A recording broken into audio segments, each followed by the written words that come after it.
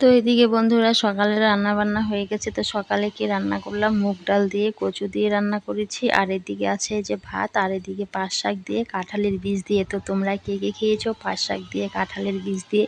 তো দারুণ লাগে কিন্তু খেতে।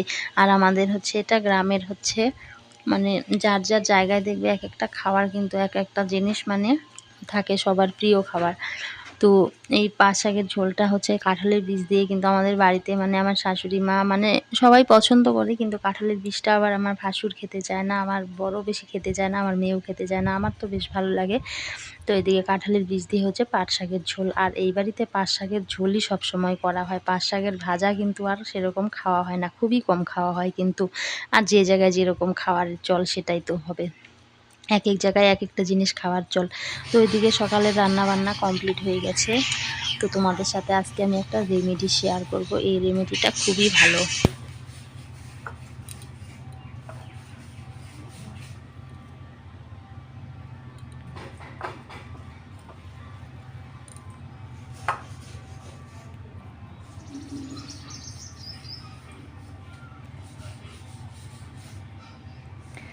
তো বন্ধুরা আজকে তোমাদের সাথে চুলের একটা রেমেডি শেয়ার করব। তো এটা হচ্ছে কেশরাজ গাছ, এই যে দেখো, তো ফুলটা দেখাচ্ছি, পাতাটা দেখে অনেকে চিনতেও না পারে। তো এই যে ফুলটা দেখো, এটা অনেক জায়গায় পাওয়া যায়।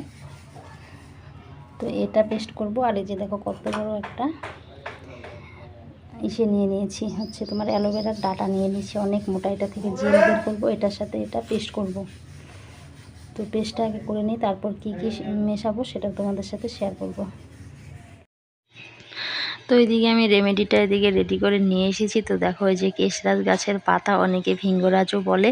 তো এটা আমরা ছোটোবেলায় এই পাতাগুলো দিয়ে কিন্তু রান্নাবাটি খেলতাম, তো জানতাম না এটা যে একটা এত উপকারী জিনিস।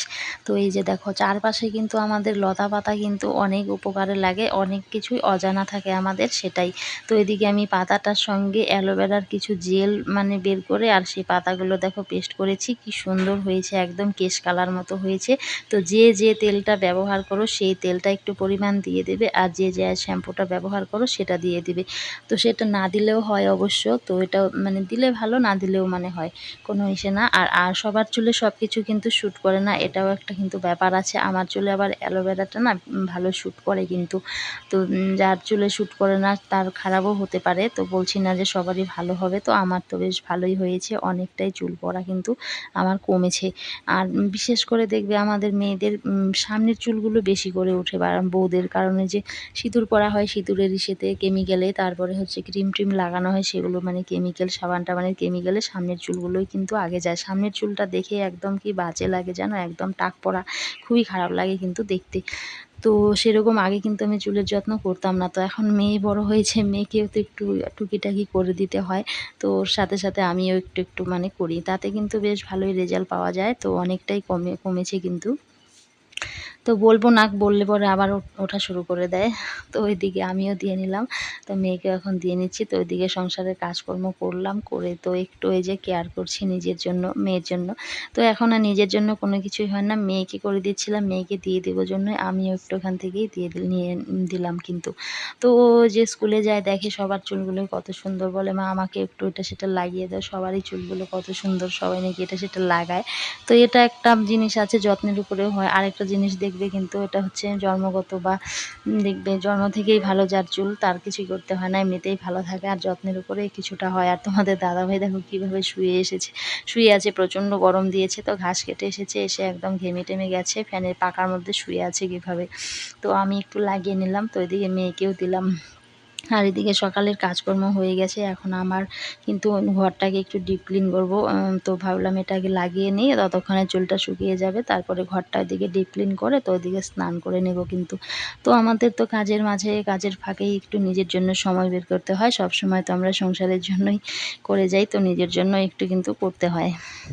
তো এদিকে এই যে ঘরটাকে একটু হালকার মধ্যে ডিপ ক্লিন করে নিলাম। তো এদিকে ওপরে একটু হালকার মতো ঝোল ছিল, সেগুলো একটু সে করে তারপরে এদিকে এই যে আসবাবপত্রগুলো একটু ঝেড়ে টেড়ে নিলাম। প্রচণ্ড ধুলোবালি পড়ে সব সময়, মানে যেহেতু সিলিং নেই ঘরের মধ্যে, সিলিং না থাকলে না বেশি ধুলো পড়ে, এত ধুলো পড়ে যায় না। আর একটা ঘরের মধ্যে আমার পুরো সংসারটাই ধরতে গেলে, কারণ একটা রুম আমার, যেহেতু একটা রুমে আমি থাকি, আবার মেয়ে বড় হয়ে গেছে, মেয়ে থাকে, আমরা থাকি।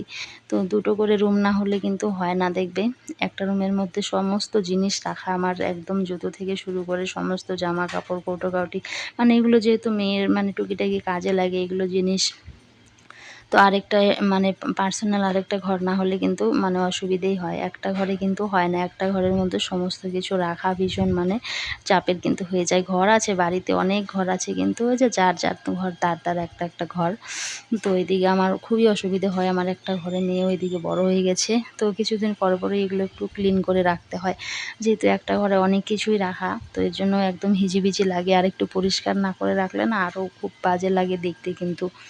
তো ওইগুলো একটু যে পরিষ্কার পরিষ্কার করে রাখার একটু চেষ্টা করি, সেরকমভাবেই কোনো কিছুই পারি না। আর ঘরেরও সিলিং নেই সেরকম অতটাও মানে সুদর্শন যে দেখতে, সেটাও না। তো যা আছে তাই একটু পরিপাটি করে রাখার চেষ্টা করি, এটাই আর কি, আর কিছু না।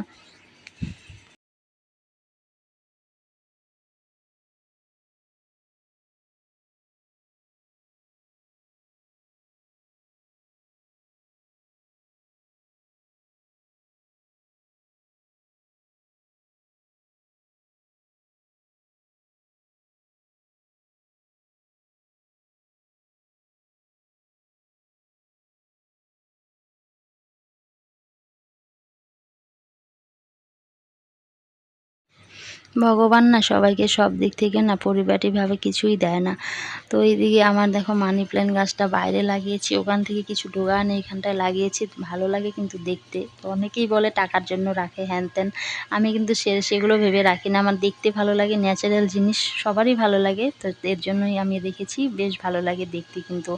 আর এই যে টুকিটাকি একটু জিনিসগুলোর উপরে একটু হালকা করে হাত বুলিয়ে নিই, এগুলোতে রাতের বেলায় এত পোকা ওড়ে, লাইটের মধ্যে না পোকাগুলো একদম সকালবেলা মরে মরে পড়ে থাকে জানো, খুব খারাপ লাগে দেখতে। তো সেগুলো একটু ক্লিন করে নিচ্ছি। আর এদিকে বিছানাটা মানে কেচে দিয়েছিলাম চাদরটা, সেটা মেয়েকে বললাম নিয়ে আসতে, ও নিয়ে আসলো। বিছানাটাও পারবো, পেরে তারপরে ওইদিকে ঘরটা একটু মুছেও নেবো, যেহেতু হালকা করে সব কিছুই একটু করে ক্লিন করেছি, তো একটু মুছে না নিলেও ভালো লাগে না কিন্তু। তো এদিকে বিছানাটাকে পেরে নেই। আর আমাদের বিছানাটা অনেকটাই ছোট, ৩ জন কিন্তু এই বেডের মধ্যে হতেই চায় না, অনেকটাই অসুবিধা হয়ে যায় কিন্তু। দুজনের 2 বেড কিন্তু, আর ৩ জন কিন্তু থাকা হয়, অনেকটা অসুবিধা হয়ে যায়। তো তোমরা বলতে পারো যে তোমাদের কি বাড়িতে আর বিছানা নেই, আর ঘর নেই? মেয়ে ওই যে আমাকে ছাড়া, বাবাকে ছাড়া থাকতে চায় না। কোথাও যদি একদিন গিয়ে থাকে আর একদিন গিয়ে আর থাকতে চায় না, সে এসে আমার কাছেই থাকবে কিন্তু। তো অনেকটাই অসুবিধা হয়। শীতের দিনে সেরকমটা হয় না অতটাও, কিন্তু গরমের দিন আসলে প্রচণ্ড অসুবিধা হয়ে যায়। তো ওইদিকে বাচ্চা-কাচ্চা থাকলে তো কয়েকদিন পর পরই একটু বিছানা একটু কাচতে হয় কিন্তু। আর দেখবে ছেলে মানুষ না গরমের দিন ঘামে-টামে বেশি না, ঘামে-চামে একদম বিছানা দিয়ে মানে ভালো লাগে না, কীরকম যেন একটা হয়ে যায়। আর যেহেতু আমার বিছানার মধ্যে তোশক পাতা, এর জন্য মানে টান হয়ে থাকতে চায় না।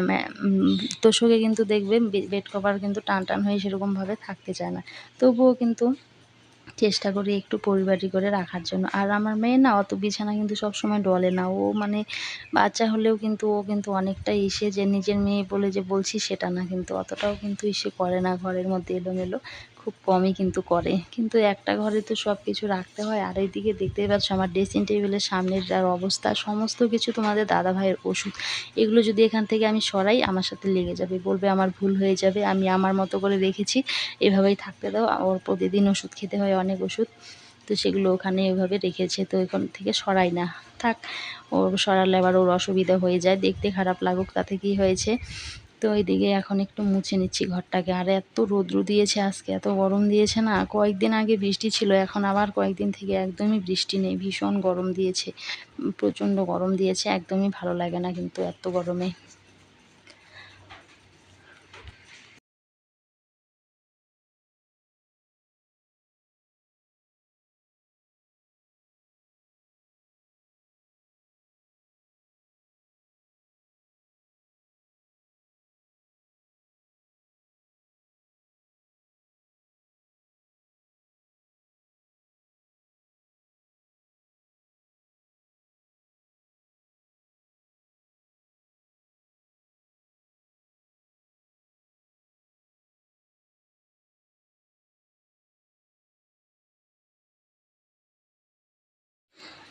আর আমার মেয়ের দেখো পড়ার জায়গায় কত কিছু ওর, এই যে দেখো একটা প্লেটের মধ্যে সরস্বতী আর্ট করছে, কতদিন থেকে এটাকে একটু একটু করে আর্ট করছে, রেখে দেয় এটা সেটা মানে করে। বাচ্চা মানুষ যায় না কোথাও, কি বলবো, এক এক সময় বকিও, আবার এক এক সময় আবার ভালো লাগে না, যে কোথাও তো যায় না, ঘরেই থাকে সারাক্ষণ। তাহলে বন্ধুরা আজকের ভিডিওটা এখানেই শেষ করছি।